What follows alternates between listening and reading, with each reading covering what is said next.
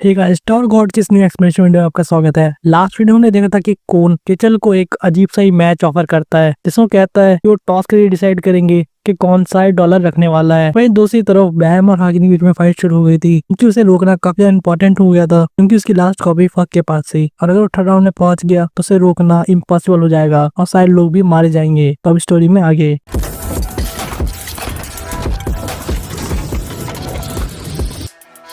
हम देखते कि खून ने सिक्का को हवा में उछाल दिया है, जहाँ सबकी नजरें अब इस डॉलर के ऊपर है कि आखिर रिजल्ट क्या आने वाला है। माहौल पूरी तरह से टेंस हो चुका है। रेचल और खून की आंखें बिल्कुल सिक्के में जमी हुई है और सिक्का घूमते घूमते नीचे गिरता है और हम देखते हैं आता है हेड। और इसी के साथ ही खून इस मैच को जीत गया था, जिसे आसपास के लोगों ने भी देख लिया था। तो देखते के साथ ही रैक काफी खुश हो जाता है, चिल्लाते कहता है यू वॉन्ट टर्टल, तुम जीत गए। और खुशी मना तो ये भी कहता है मुझे पता था टर्टल बहुत काम का है, जिसने बिना लड़े ही हमें जितवा दिया। रेचल अब रोना चालू कर देती है, चिल्लाते हुए कहती है कैसा हो ही नहीं सकता, तुमने सही से इस चीज को नहीं किया, ये काउंट नहीं होगा। कौन कहता है ये क्या मतलब हुआ कि काउंट नहीं होगा, मैंने पहले ही तुमसे कहा था कि हम कोई भी कंप्लेन नहीं कर सकते रिजल्ट के बारे में, और अब तुम भी कंप्लेन नहीं कर सकती जब रिजल्ट आ चुका है। इस पर रेचल अपना रीजन देते हुए कहती है कि तुमने कहा था कि फेयर मैच होगा, लेकिन अगर हम सोचे इस बारे में तो सिक्के को तुमने उछाला है, तो कहाँ से फेयर हुआ, और ऊपर से कॉइन भी तुम्हारा ही था। हो सकता है तुमने कुछ गड़बड़ कर दिया हो ताकि तुम जीतो, इसलिए मैच बिल्कुल भी काउंट नहीं हो सकता। हमें वापस से एक रीमैच करना चाहिए ताकि ये ज्यादा से ज्यादा फेयर हो सके। इस पर कौन हंसते कहता है तुम इसलिए ऐसा कह रही हो ना क्योंकि मैं जीता। पर रेचल चिल्लाते हुए कहती है मैंने कहा कि सब कुछ तुम्हारे फेवर में था। लेकिन कौन अपनी बात पे अडिग रहता है और कहता है कि जितना भी फेयर पॉसिबल था मैंने वो सब किया, लेकिन तुम अब मेरे गले पड़ रही हो। लेकिन रेचल कहती है कि चलो वापस ट्राई करते हैं, लेकिन अगर तुम फिर से जीत गए तो मैं तुम्हें वो सारी चीजें बताऊंगी जो कि तुम जानना चाहते हो बैम के पास्ट के बारे में, वो बातें भी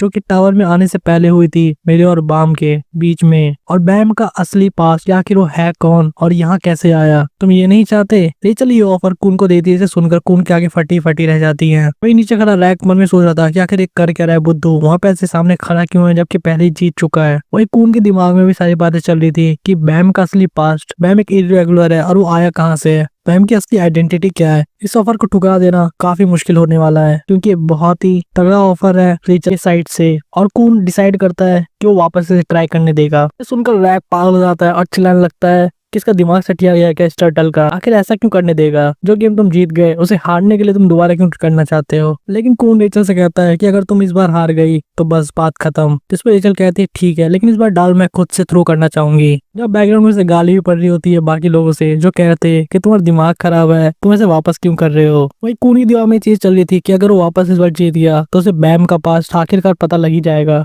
और इसी के साथ ही राउंड 2 चालू होता है रेचल और कून के बीच में, और रेचल उस कॉइन को फेंक देती है लाइट हाउस की तरफ, और हम देखते इस बार रिजल्ट में आता है टेल्स। ये देख कर रेचल खुश हो जाती है और रैक दुखी होकर चैन लगता है इस इडियट ने हमारा काम खराब कर दिया। लेकिन अपना कून भी कुछ कम नहीं हो, कहता है कि ऐसा अच्छा तो नहीं है कि तुम जीत गई, लेकिन इसी के साथ वो ये भी कहता है कि ये चीज प्रूफ नहीं करती कि ये जो गेम है बिल्कुल फेयर है। और हंसते हुए कून कहता है कि चलो एक और राउंड खेलते हैं, और 3 में से जो भी 2 बार जीता होगा वो होगा फाइनल विनर। तो रेचल से कहते हैं तुमने तो कहा था कि राउंड लास्ट होने वाला है। इस पर कून कहता है मैंने तुम्हें सारी शर्तों के साथ दोबारा खेलने दिया, तो क्यों ना हम इसे थर्ड राउंड बना दें, ठीक उन्हीं कंडीशंस के साथ। और अब तो ये भी प्रूफ हो चुका है कि गेम बिल्कुल फेयर है, इनके एक बार मैं जीता और एक बार तुम, और जो भी रिजल्ट आएगा इस बार हम उसे फाइनली मान ही लेंगे चाहे कुछ भी हो। और क्या तुम भी एक प्रॉपर मैच नहीं होना चाहती, इसीलिए हम करते हैं स्टार्ट लास्ट राउंड, और रूल रहेगा कि जो 3 में से 2 बार जीता वही होगा फाइनल विनर। और इस बार मैं भी कंप्लेन नहीं करूंगा चाहे मैं हार ही क्यों ना जाऊं। और इस बार टॉयज को कॉइन करने वाला होगा ये एलिगेटर, ताकि फेयर रहे हम दोनों ही तरफ से। इस पर रैक कहता है कि टर्टल ये फेयर कैसे होगा, क्योंकि मैं भी तो तुम्हारी साइड ही हूँ। इनके साथ ही रैक दिमाग से पागल होते जा रहा था, क्योंकि बहुत ज्यादा क्रेजी चीज हो रही थी। लेकिन वो कहता है ठीक है मैं जो करूंगा, और मैंने ये भी सोचा था कि जरूर कोई स्टंट ना कर रहा हो, और तो मुझे ही क्यों चुना। जहाँ एक साइड से रेचल उसे कह रहे कि एलिगेटर जल्दी करो और टॉस करो, वही दूसरी तरफ से कून भी से कह रहा था रैक जल्दी से गेम को स्टार्ट करना चाहिए, इतना रुक क्यों रहे हो। रैक उनकी तरफ देख के कहता है कि टर्टल मुझे बताओ कि मैं कैसे टॉस करूँ कि अपने आप हेड आ जाए। इसमें कून चिल्लाते कहता है मुझे क्या पता, जैसे मन करे वैसे करो, तुम्हारा शरीर तो किसी पहाड़ जैसा है लेकिन दिमाग से तुम बिल्कुल लुल हो। ऐसा है कि रेचल भी एलिगेटर को पूरा गुस्सा दिलाने की कोशिश करती है। वहीं पे गाइड इस सभी चीजों को काफी आराम से एब्जॉर्ब कर रही थी, जो इस कंक्लूजन में पहुंचती है कि हम चाहे हम जीते या ना जीते, लेकिन प्रोबेबिलिटी बिल्कुल फिक्स है। वही दोनों तरफ से प्रेशर बिल्कुल रैक के ऊपर था, जो दोनों चाहते थे कि रैक जल्दी से टॉस करे। जहाँ रैक फाइनली डैमेज चिल्लाते हुए उससे क्यों खामोश हाल देता है। वही दूसरी तरफ गाइड अपने मन में सोच रही थी कि हो सकता है कि पहली बार में कून ने जो टॉस किया था वो फिक्स हो। ऐसे काफी ज्यादा डिफिकल्ट हो सकता है एक ही ट्रिक को 2 बार यूज करना दो लाइट बियरर के सामने। और ऐसा करने के बाद रेचल भी इस चीज के लिए अपोज करोगी। इसलिए कून कभी भी पहले राउंड के साथ ही इस मैच को खत्म ही नहीं करना चाहता था, लेकिन ये प्योर लक था कि दूसरी बार में रेचल जीत गई। लेकिन क्योंकि कून भी फर्स्ट राउंड को जीत चुका था तो रेचल के पास और कोई ऑप्शन नहीं था थर्ड राउंड के लिए, जो कि कून ने उसे बोला था। इसके वजह से गेम सही में फेयर दिखने लगा, 3 चांसेस, लेकिन रियलिटी में कून ने सब कुछ पहले से ही फिक्स कर रखा था और रेचल ने अपने जीतने का एकमात्र मौका जो कि सेकंड राउंड था उसे खत्म कर दिया। ऐसे तो ये गेम चांस का है ना कि प्रोबेबिलिटी का, और इसे कोई भी जीत सकता है, लेकिन कून का पक्का यही मानना होगा कि गॉड कभी भी 2 बार लगातार रेचल को फेवर नहीं करने वाला। अगर गॉड सही में फेयर है तो प्रोबेबिलिटी यही कहती है कि इस बार विनर होने वाला है कून। और इसी के साथ ही हम देखते हैं कि जो सिक्का में उछाला था लैक ने वो लाइट हाउस पर गिर जाता है और वो कुछ और नहीं बल्कि हेड था। इसे देखकर रेचल की हालत खराब हो गई थी। वही अपना कून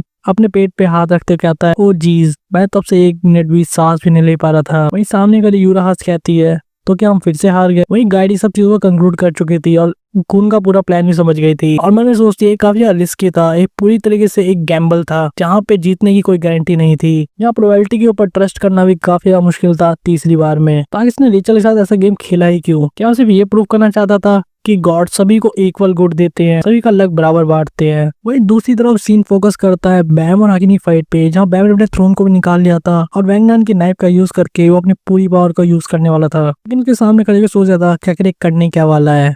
से पूछता भी है कि तुम छोटी शॉर्ट से आखिर करना क्या चाहते हो। हम देखते हैं डैनियल और बोरो की बातचीत को। डैनियल कह रहा था कि शॉर्ट की यही एबिलिटी है कि किसी के भी अगर दिल में इसको मारा जाए तो उसकी सोल को एब्जॉर्ब कर लेती है। और इस समय हाकिन के बॉडी में 200 लोगों की सोल्स है जिसे उसने एब्जॉर्ब किया था, उसके क्लोन और बाकी लोगों के सेक्रीफाइस की। और मोस्ट प्रोबेबली उसने अभी तक उन लोगों को अच्छे से एब्जॉर्ब भी नहीं किया होगा और वो सारी सोल्स अपनी बॉडी में वापस जाने की कोशिश कर रही होंगी।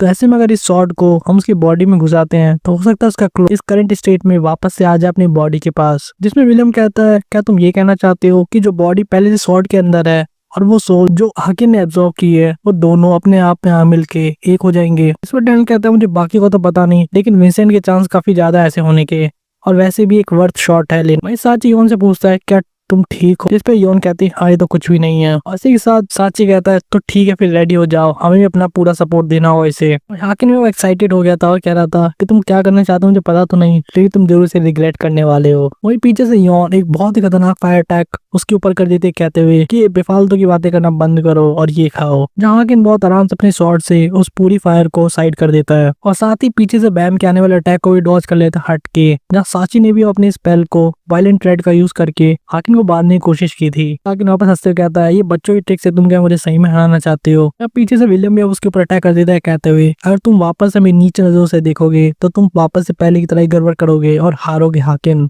भी चिढ़ते हुए कहता है कि अपना मुंह बंद रखो और बार बार एक ही चीज को बोलना भी बंद करो कि तुमने एक बार मुझे अपनी किस्मत से किसी तरह बंद कर दिया, तुम दोबारा मेरी स्पीड को भी मैच नहीं कर सकते। इस पर बैम कहता है ये बात सही नहीं है और इसी के साथ बिल्कुल उसके पास आ जाता है अपनी स्पीड को बढ़ाकर। इस पर हाकिन भी हंसते हंसते कहता है तुम्हें सही में लगता है कि तुम मेरी बराबरी कर सकते हो जोकर? मैं भी अब थक गया था और ये चीज समझ गया था कि उसकी बॉडी भी अब लिमिट तक पहुंच चुकी है। हाकिन इन सबसे मजे लेते हुए कहता है क्यों क्या हुआ, बस इतने में ही? क्या तुम्हें ऐसा लगता है कि मैं तुम्हारी औकात से बाहर हूँ तो मुझे हैंडल नहीं कर सकते? जब विलियम बैम को कहता है तो अपनी और ज्यादा पावर का यूज मत करो क्योंकि तुम पहले ही 1 महीने से लगातार लड़ते हुए आ रहे हो और तुम अपनी फुल पावर का भी यूज भी नहीं कर सकते। साथ ही तुम्हें आने वाली फ्यूचर की फाइट का भी अपने दिमाग में ध्यान रखना होगा क्योंकि तुम्हें पता नहीं कब तुम्हें दूसरी फाइट करनी पड़ जाए। और उसे ये भी कहता है कि तुम जानते हो रिवर्स फ्लो कंट्रोल का यूज कैसे करते हैं, अगर तुम वो यूज करो तो शायद हमें एक चांस मिल जाए उसे पकड़ने का और तब तुम उसे स्टैप कर सकते हो, लेकिन वो सिर्फ कुछ सेकंड्स के लिए होगा, हम फेल नहीं हो सकते। जिसपे बैम कहता है ठीक है और बैम अपनी पावर का यूज करता है जिससे वो किसी को भी रोक देता है स्पेस और टाइम में, और अपनी पूरी ताकत यूज करके हाकिन को भी ऐसे रोक देता है। जब विलियम उसे पीछे से अटैक कर देता है और हाकिन भी चीज नोटिस कर लेता है और मैं सोचता है कि इस एंगल से मैं उस पर डायरेक्ट अटैक नहीं कर सकता, लेकिन फिर भी मेरी शॉट उस तक पहुंच सकती है। अपनी लंबी शॉट को विलियम के बिल्कुल आर पार कर देता है अपनी बॉडी में से, लेकिन यही विलियम का प्लान था। वो इसी के साथ ही हाकिन को पीछे पकड़ लेता है और चिल्लाते हुए कहता है कि व्यूल यही टाइम है उसे स्टैप करने का, और अब बैम सामने से उस शॉट से उसके ऊपर अटैक कर देता है, जिससे हाकिन भी देख के समझ जाता है कि वो डॉज नहीं कर सकता किसी भी तरीके से क्योंकि हाकिन ऑफ गार्ड पकड़ा गया। और अब बैम अपने चाकू से उसके सीने में आर पार कर देता है। जिस स्क्रीन पर देखकर यूरी भी खुश हो जाती है और उछल पड़ती है। ये कहते हैं उन्हें समझ तो नहीं है कि वहाँ पे हुआ क्या, लेकिन उसने पक्का उसे अटैक किया है। पीछे डैनियल कहता है कि बिल्कुल प्लान काम कर गया, हमें बस क्लोन की सोल को किस तरह से बाहर निकालना है। ये सुनकर हाकिम समझ जाता है क्या इनका प्लान क्या था कि विंसेंट की सोल को इस शॉट का यूज करके किस तरह निकालना चाहते हैं। लेकिन हंसने लगता है और ये कहता है कि बिल्कुल काम नहीं करेगा व्यूल, तुम्हारा प्लान फेल हो गया है। वहीं दूसरी तरफ हम कून की टीम को देखते हैं जो कह रहा था कि हमें जल्दी करनी चाहिए क्योंकि हाकिन कहीं भी आ सकता है हमारे पीछे। उस एग्जिट तक पहुंच गए थे जो कि डायरेक्ट उन्हें कोर तक ले जाता। वहीं दूसरा हाकिन कहता है कि तुम्हारा आइडिया तो बहुत ही इंप्रेसिव था कि तुम शॉर्ट का यूज करके मेरे अंदर से स्पिरिट निकालो विंसेंट की, लेकिन तुम्हें एक चीज समझ नहीं आई कि मैं ऑलरेडी अब्सॉर्ब कर चुका हूँ विंसेंट की सोल को, जिसका सिर्फ एक ही मतलब है, वो अब मुझसे बच के नहीं जा सकता। जहाँ डैनियल कहता है लगता हमने काफी लेट कर दी। और वहीं हाकिन अपने बेयर हैंड से उस शॉर्ट को बाहर निकालते हुए कहता है कि लगता है तुम्हारे दोस्तों ने तुम्हें बचा लिया, क्योंकि उसी टाइम अनाउंसमेंट होती है कि स्वीट फिश कोर तक पहुंच गई। और इसी के साथ फर्दर असिस्टेंट ये भी कहता है कि सभी लोगों को गेम अभी के अभी रोक देना होगा पाइप के अंदर, क्योंकि ये राउंड खत्म हो चुका है और इस राउंड की विजेता है बैम की टीम। हाकिन बैम से कह रहा था कि तुम बहुत यार लकी हो और ना कि मेरी तरह तुम्हारे पास कुछ ज्यादा अच्छे दोस्त हैं। ऐसे तो मुझे उनकी जरूरत भी नहीं है, लेकिन फिर भी। और हम अपनी इस फाइट को सेटल करने वाले हैं राउंड 3 के अंदर डॉलर शो के व्यूल ग्रेस। इसी साथ इस गेम का होस्ट ये भी अनाउंस करता है कि जितने भी प्लेयर जो पाइप में कहीं भी होंगे सभी को एक साथ टेलीपोर्ट करके अब सीधे कोर के एंट्रेंस पे ला दिया जाएगा। और तब तक के लिए जब तक राउंड 3 चालू नहीं होता किसी भी तरीके से कोई भी प्लेयर एक दूसरे से फाइट नहीं कर सकता। आखिर में जाते जाते मैम को एक धमकी देके जाता है, मैं तुम्हें राउंड 3 के लिए वेट कर रहा हूँ, तुम भी तैयार रहना अपनी मौत से सामना करने के लिए, और उससे पहले तुम जरूर थोड़ा टाइम निकाल के रिकवर जरूर हो जाना। और उसके साथ ही हाकिन वहां से गायब हो जाता है। जब हम हाकिन को देखते हैं जो कि जमीन में पड़ा था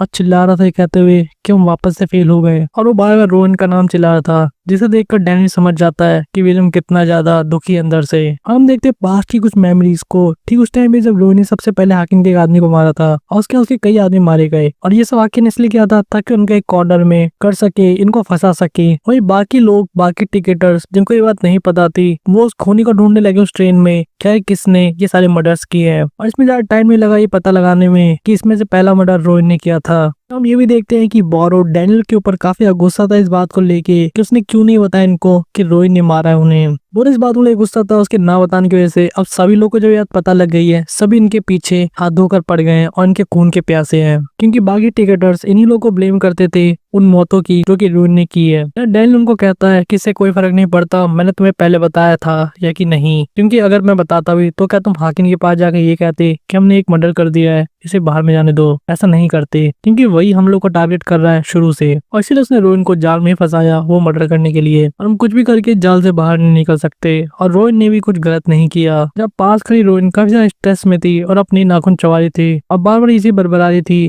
कि मुझे कुछ भी करके इस सिचुएशन को फिक्स करना होगा। हम देखते हैं इस पास्ट मेमोरीज के अंदर जो कि अभी ट्रेन का असिस्टेंट है वो भी इन्हीं लोग के साथ था। उन्हें कहता है कि उसे कुछ इंपॉर्टेंट मिला है हाकिम के रूम के अंदर, जो किताब उसके पास थी। और ठीक उसी मूड पे विलियम को जो किताब खोलने के बाद उसे पढ़ने से पता लगा कि उन्हें एक ऐसा स्पेल मिला है जिस यूज करने के लिए किसी को अपनी जान देनी होगी, ताकि वो बदले में हाकिम को बंद कर सके हमेशा के लिए, जिसका उसे अभी तक रिग्रेट था कि वो क्यों नहीं बोल पाया ये बात। तो सैक्रिफाइस वो अपनी करेगा। आखिर का वो टीम का डिफेंडर जो था, ये उसका काम था कि वो अपनी जान दे दे बाकी लोग की जान बचाने के लिए। हम प्रेजेंट में देखते डैनियल को कि आका कितना ज्यादा रो रहा है सब चीजों को याद करके जो कि पास्ट में उसने किया था। वो अभी यही कह रहा था कि उसे मरना चाहिए रोहन की जगह। वही पास करा बोरो उसके आदमी को कहता है कि हैनवुड इसे जल्दी से हील करो। ये समझाते विलियम को कि तुम्हारी कोई गलती नहीं थी, और यहाँ तक भी कहता है कि उस दिन हम में से किसी को भी नहीं मरना चाहिए था, रोहन को भी नहीं। और काफी लंबे अरसे के बाद हम देख पाते हैं एक पिंजरे के अंदर प्रिंस को। पीछे से आर्केप्टर से कहता है तुम आखिर इतने देर से वहाँ देख क्या रहे हो अंधेरे में, वहाँ कुछ भी नहीं है। जब मिसिंग उसे कहती है कि इसका दिमाग खराब हो चुका है, ये पगला गया है, लेकिन प्रिंस अपनी बात पर अडिग रहता है ये कहते हुए कि मैंने सही में कुछ देखा है, वहाँ कुछ था। उन्हें यहाँ तक कहता है कि मुझे ऐसा लगा जैसे कोई व्हाइट सी चीज वहां से मूव की हो, लेकिन वो गई कहाँ। उसे ये भी डिस्क्राइब करता है देखने में ऐसा लग रहा था जैसे व्हाइट सी लाइट कोई इंसान हो, एकदम प्योर व्हाइट। वो हाकिम को देखते हैं जो कि टेलीपोर्ट होके बिल्कुल एंट्रेंस के पास आ गया था, जो नोटिस करता है कि कोर कहाँ पर है। उसके अंदर ये फीलिंग भी आ रही थी जो फील कर पा रहा था उसके लास्ट क्रोन को, जो कि वहीं आसपास में था। ऐसे वो गेट खोल के अब बाहर की तरफ जा रहा था। वो ये सोच रहा था कि चलो देखते हैं कि हमारी टीम में से आखिर कौन बचा। जहाँ पर खड़े थे रेचल और यूरा, जहाँ पे वो ये भी नोटिस करते हैं कि वो पहले से हाइट में थोड़ा सा बड़ा हो गया है। आगे जब इन दोनों को देखता है तो बहुत गंदा सा बना देता है कहते हुए कि बस तुम दोनों बचे, कितनी पथेटिक बात है ये। उनसे ये पूछता है तो क्या सारे लोग मारे गए, आखिर हुआ क्या, जिस पर रेचल उसे एक्सप्लेन करती है। वही असिस्टेंट को भी नोटिस करते हैं जो कि ऊपर में था, तो अभी भी इस चीज को लेकर गुस्सा में था कि इस डेविल ने वापस से डैन को धोखा दिया और उसे पीछे से मार दिया। और चाहे कुछ भी हो जाए ज्यूल ग्रेस को इस राउंड में जरूर जीतना चाहिए। वही बाकी की टीम मेंबर्स वहाँ पहुंच गए थे और नोटिस करते हैं कि आखिर कोर है क्या। बाकियों के पूछने में डैनियल कहता है कि वो अभी भी ठीक है, वो बस चाहता है कि किसी भी तरह विलियम को ठीक कर दिया जाए, उसको अभी के लिए सोने के लिए कहता है। जहाँ उसका साथी ये तक कहता है विलियम को कि अब आपको चले जाना चाहिए क्योंकि आपकी कंडीशन अच्छी नहीं है इस गेम में रहने के लिए, हम पहले मून टारी को भी खो चुके हैं। लेकिन विलियम गिव अप करने साफ मना कर देता है। ये कहते हैं कि जब मैं इतना यहाँ तक पहुंच चुका हूँ तो मैं अब कुछ भी करके अब वापस नहीं लौट सकता, मुझे कुछ भी कर हाकिन को हराना ही होगा। वही अब कून भी बैम को नोटिस कर लेता है और ये कहते हुए क्या तुम यहाँ तक पहुंच ही गए। ये देखकर बैम भी खुश हो जाता है और वो लैग को भी नोटिस करता है कि क्रोकोडाइल भी यहाँ आ गया और बैम की तरफ भागते हुए आता है खुश होते हुए ये कह के कि तुम लोग भी यहाँ तक पहुंच गए। जिसपे कून से इतना सा कहता है कि हम लोग बस लकी थे। लेकिन वो साथ में एक चिंता व्यक्त करते हुए ये भी कहता है कि जरूर तुम लोग के साथ कुछ हुआ है। इस पर बैम उदास होते हुए कहता है हाँ, कुछ मर गए और बहुत लोग हर्ट भी हुए हैं और हम हाकिन को भी रोक नहीं पाए एक होने से। वहीं फार्टसो अपनी साथियों देख के खुश हो जाती है कि वो जिंदा है अभी भी। वहीं कून भी थोड़ा सैड हो जाता है और ये कहता है कि तुम हाकिन से लड़ रहे थे, इसी वजह से हम लोग यहाँ तक पहुंच पाए और सरवाइव कर पाए। और उसके बाद बैम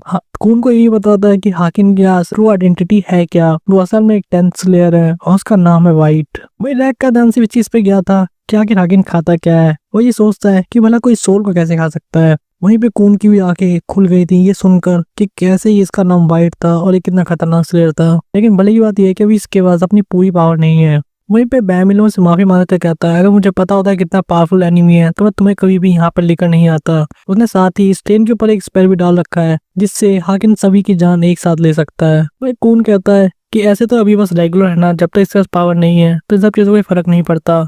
थोड़ी सी प्रॉब्लम वो स्पेल जरूर है जो कि स्टेन के ऊपर है, लेकिन कोई नहीं, हम इसे डील कर लेंगे। वहीं पे लैग का ध्यान अभी भी खाने पर ही था। वहीं दूसरी तरफ हाकिन की टीम को देखते हैं जहाँ हाकिन ताना मारते हुए कहता है तो तुम नाइस स्वीट फिश को मार पाए और ऊपर से तुम सिर्फ 2 ही लोग बचे हो और क्या तुमने इतनी हिम्मत कर ली कि तुम मेरे सामने आके अपनी शक्ल दिखाओ, तुम लोग यूजलेस हो। जहाँ हम रेचल की पास्ट मेमोरी से अब जान पाते हैं कि जब उनका मैच खत्म हुआ था तब कून ने रेचल को $1 दिया था ये कहते हुए कि तुम मेरे साथ भी यही करना चाहती थी ना, तुम सारे डॉलर रख के सिर्फ $1 देना चाहती थी ताकि तुम मैच में आगे हरा सको दोबारा से। और यहाँ कून जाते हुए $2 जमीन पे गिरा देता है, एक रेचल के लिए और एक यूराहा के लिए। और उसे एक ऑफर देता है कि अगर तुम यहाँ से वापस नेक्स्ट राउंड में मुझसे हार जाती हो तो तुम्हें मुझे बताना होगा बैम के पास्ट के बारे में जो तुमने पहले मुझे प्रॉमिस किया था सेकंड राउंड के अंदर, जिसके लिए रेचल एग्री कर गई थी। वहीं हम देखते हैं पेड्रो द डेविल आई को जो कह रहा था कि विनर अब बहुत जल्दी डिसाइड होने वाला है और यूरी से ये भी पूछता है क्या तुम नर्वस हो प्रिंसेस। इस पे यूरी कहती है बिल्कुल भी नहीं, मैं तो बस यहाँ शांति से बैठी हूँ जब तक ये खत्म नहीं हो जाता